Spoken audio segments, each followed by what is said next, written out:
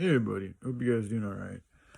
So I just want to say too, I mean, I'm coming up with this like it's my hands that are doing the typing and the action and all that, and I've had the motivation and the will to seek out this information and ask these questions and go on the different journeys that I've gone on. However, I want it to be clear though, this information, I mean, it's all based on the Word of God. It's all based on the Bible. It's all based on, Jesus and his philosophy on life and what he shared with the world because I believe in it.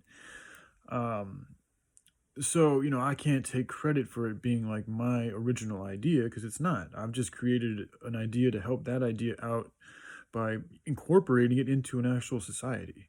But the information that it's based on has all been there. My little equation on, coming up with a price that doesn't have any profit added. It's as simple. I mean, and I can't even take credit for that one because in the Bible it talks about how love of money is the root of all evil. So, that line plus everything that's going on in today's world, just, it's that's what's driving people's egos. It's what's causing them to make all these decisions where they choose making more money over their ethics or what they like to do, or doing a job that they actually like in the first place. A lot of people just don't even like their jobs, but they work them because they have to make money to pay this rent and live in these cities and buy all these things. So, and I mean, see that dissatisfaction, that stress, that unpleasantness, it has an effect on somebody, and that's what also creates voids in people. And because they're not being fulfilled in what they're doing with their day all the time, they have to go and fill that void with something else. It's also why you can get like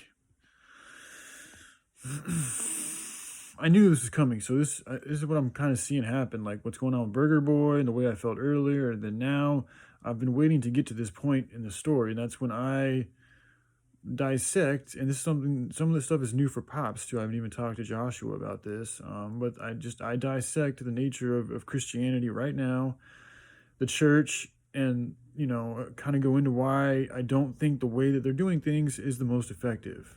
And I'm not saying all of them are corrupt or all of them are ineffective or anything like that. There are some very good ones out there. I've been to them. However, I mean, just look at the state of the world and then of today. Like with that many churches and 200 million Christians, in my opinion, there's no good reason why there shouldn't be an organization where anybody like myself can walk in and volunteer or get paid a nonprofit, just a wage to live on, to help out and doing some stuff that's actually good for the community and good for people. Like, it's not that hard to grow food. So why don't we have growing operations in Africa and other places where they don't even have enough food to eat? It's crazy when we have so much resources and stuff here in America, and there's supposed to be 200 million people all believing in the word of Jesus, and Jesus is all about helping those who need help, but yet we're not doing anything to really help those, or we're just doing a little bit, and then a lot of times these charities have got all different types of ways of doing things, and some of them are corrupt, and that's why I'm all about absolute transparency. I'm creating a system of doing things that is completely transparent, is just showing where every single cent will go, and what it's going into, why it's going into, are the reasons behind it, the intent. All of that is being shown with you guys.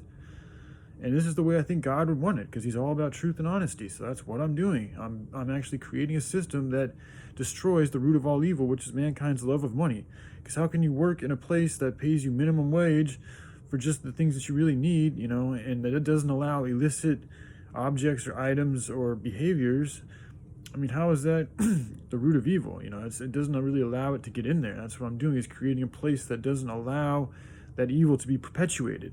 Now, because we all have good and evil inside of us, yes, evilness is still going to have its place there in the realm of the body, and there'll be conflicts and issues and problems and this and that, and I'm sure there's going to be attacks, spiritually and perhaps even physically, but we're not going to be perpetuating that evil by continuing to buy these products that we know come from exploitative and corrupt and pollutive means, and we're not going to continue to perpetuate these bad behaviors and these bad grudges by continuing to seek vengeance and pointing the finger and all these deconstructive things that aren't really doing any good, but are just being kind of distractions, entertainment for us, is what a lot of the truth movement's kind of turned into, to be honest. Is like, people, they're not coming up with solutions, they're just continuing to go over the same stuff day after day after day after day, but it's not really doing anything to help people. It's just giving them entertainment. I mean, of course, it's entertainment that is better than Netflix and this and that, but there are solutions to these problems, and they're not even very complicated. But one of the biggest problems is people are going to have to get over owning all this stuff. It is what it is. Like, they're going to have to embrace the more etheric terms and the more emotional parts of life. And this is where I think people are struggling, is because they're so attached to the physical, to the money, to the mundane, to the you know, to the money, and what comes with it, to the power too, that comes with having money and the status. I hate to say it, but it is what it is, man. I get it. It feels good. I'm a drug addict. I like drugs because they make me feel good. So, but things are changing. I'm no longer. I can't. If I continue to be a drug